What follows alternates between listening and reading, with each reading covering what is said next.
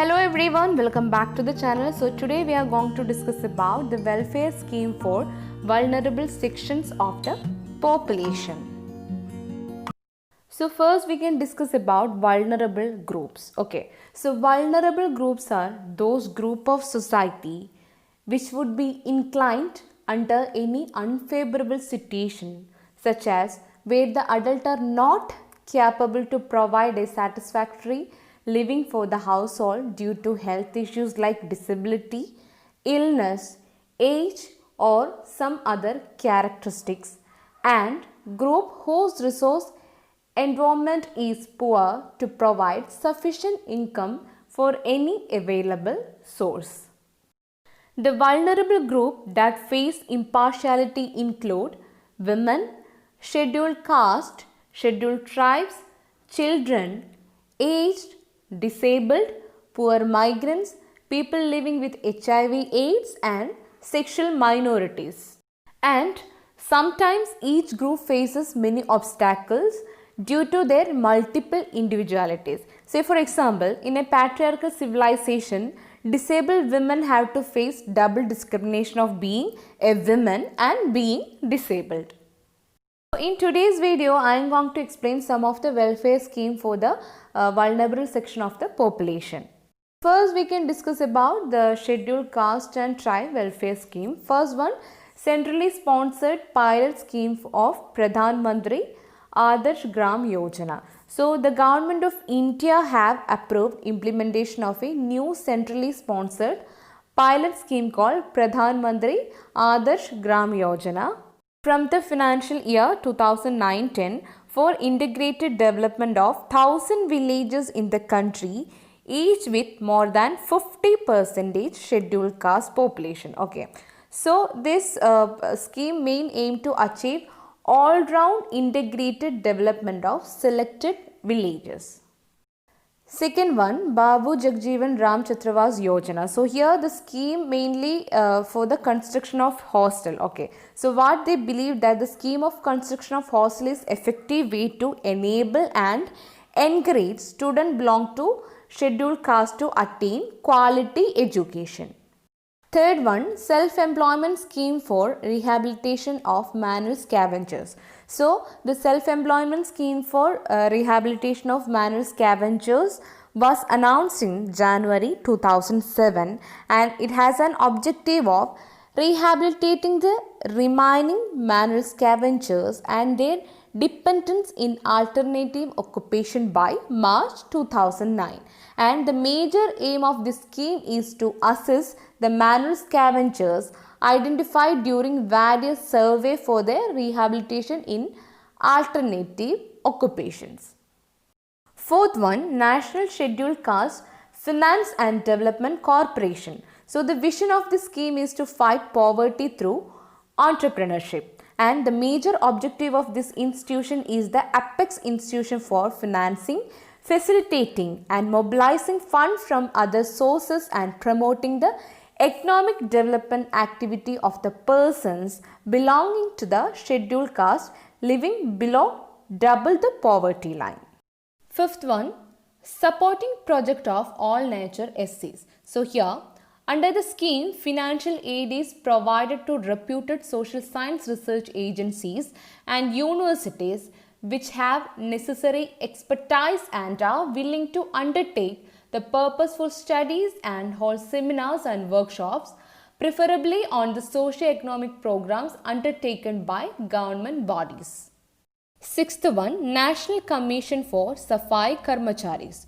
So, the National Commission for Safai Karmacharis was established on 12th August 1994, a period of 3 years under the provision of the National Commission for Safai Karmachari Act 1993 to promote and safeguard the interest and right of Safai Karmacharis.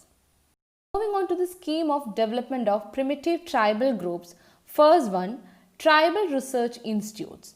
So, the 14 Tribal Research Institutes have been established by Andhra Pradesh, Assam, Bihar, Gujarat, Kerala, Madhya Pradesh, Maharashtra, Orissa, Rajasthan, Tamil Nadu, West Bengal, Uttar Pradesh, Manipur and Tripura. These institutes are engaged in providing planning inputs to the state government, conducting research and evaluation studies, collection of data, codification of customary law, and conduct of training, seminars, and workshops. Some of these institutes are also having museum exhibiting tribal artifacts. Second one, grants in aid to state tribal development cooperative, corporation, and others. So the major objective of the scheme is to augment the research of welfare scheme of government and fill the gap in service deficient tribal areas in the sectors such as education, health, drinking water, agro horticulture productivity, social security net, etc. And through the effort of voluntary organization, non-governmental organization, and to provide an environment for social, economic upliftment and overall development of scheduled tribes.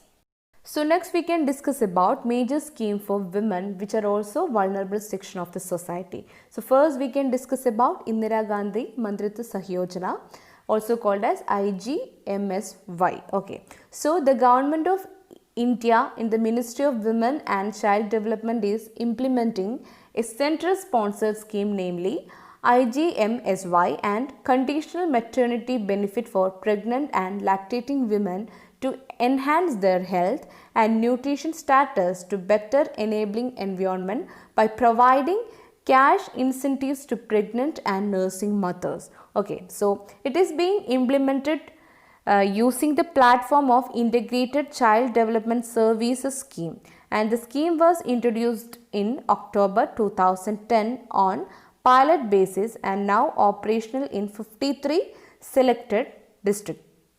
Next one, Rajiv Gandhi Scheme for Empowerment of Adolescent Girls, also called as SABLA.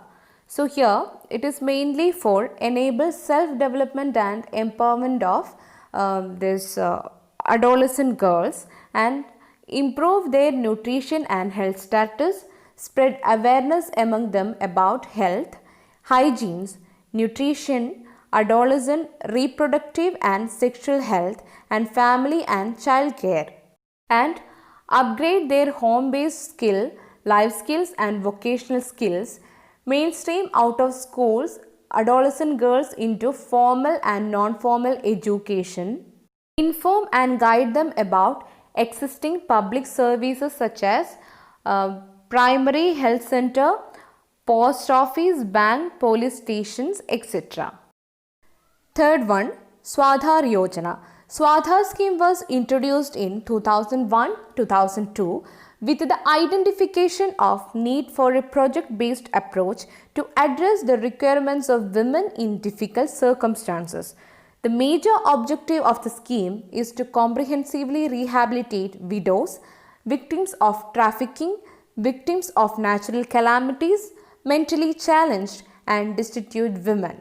The scheme offers for support like food and shelter, counseling, medical facilities and vocational training to women. Fourth one, supported training and employment program for women. The major objective of STEP scheme is to provide skills that give employability to women and to provide competencies and skills that enable women to become self-employed or entrepreneurs. The scheme is intended to benefit women who are in the age group of 16 years and above across the country. Fifth one, Sri Shakti Puraskar Yojana. So the major objectives are to strengthen the process of economic development of rural women and create a conducive environment for social change. Second one, to form 1 lakh self-help women group based on thrift and credit principles which build self-reliance and enable women to have great access to control over resources. Third one, to create self-confidence in rural women by involving them in income-generating activities, thereby contributing to poverty alleviation. And fourth one, to provide opportunities to the members of the group to avail the benefits of other department schemes by converging the services of various departments and lending institutions to ensure women's access to credit financing. So sixth one, Ujjwala. So the advantages are as under the schemes are, it prevents trafficking of women and children for commercial sexual exploitation through social mobilization and involvement of local communities, awareness generation programs, general public discourses through workshops, seminar and such events, and any other innovative activities. Second one, it provides rehabilitation services both immediate and long term to the victim by providing basic needs such as shelter, food, clothing, medical treatment, including counseling, legal aids and guidance and vocational training. Also, facilitate reintegration of victims into the family and society at large. Schemes enable repatriation of cross-border victims to the country of origin. Next, we can discuss about schemes for vulnerable children. First one, the Integrated Child Protection Scheme. So, it is mainly to help secure the safety for children with a special emphasis on children in need of care and protection, juveniles in conflicts or contact with the law and other vulnerable children. Basically, ICPS is based on the ideology of protection of child rights and best interest of the child and aim to institutionalize services for emergency outreach, family and community based care, counseling and support. Third one, Kishore Shakti Yojana. So the major objectives are to provide the required literacy and numeric skill through the non-formal stream of education. Second one, to stimulate a desire for more social exposure and knowledge and to help them improve their decision-making capabilities. Third one, to improve the nutritional health and development status of adolescent girls, promote awareness on health, hygiene, nutrition and family care. Fourth one, nutrition program for adolescent girls. So the nutrition program of adolescent girl was launched in 2002 to fulfill nutrition need of adolescent girls, pregnant women and lactating mother. Under this scheme, 6 kg of food grain were given to undernourished adolescent girls, pregnant women and lactating mother according to their weight.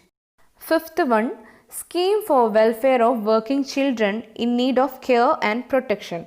So the intent of the scheme for working children in need of care and protection is offer working children with essential educational services such as non-formal education and vocational training. So the training must aim at entering or re-entering children in the mainstream formal education system in cases where they have never attended schools and where children have discontinued school. The program aimed at averting and supporting the exploitation of working children and safeguarding their right to education. So moving on to the last scheme for today's video, that is sixth one, Rajiv Gandhi National Crush Scheme for the Children of Working Mother. So this scheme is developed for the need of working women. It has been recognized that with growing employment opportunities for women and the rising need to supplement household income, more and more women are entering in the job market. Okay, so the creche and daycare services are required by working mother as well as women belong to poor families who require support and relief for childcare as they struggle to cope with burden of activities within and outside the home. These all are the sum of the scheme of vulnerable section of population. So I haven't explained all the schemes, so you should read the remaining one. So thank you so much for watching my video. If you have any doubt, you can comment below this video or else you can mail me on my mail ID. I will give that into description box. So I will discuss more about the schemes and policy while we are discussing about the previous year NET examination questions. So thank you so much.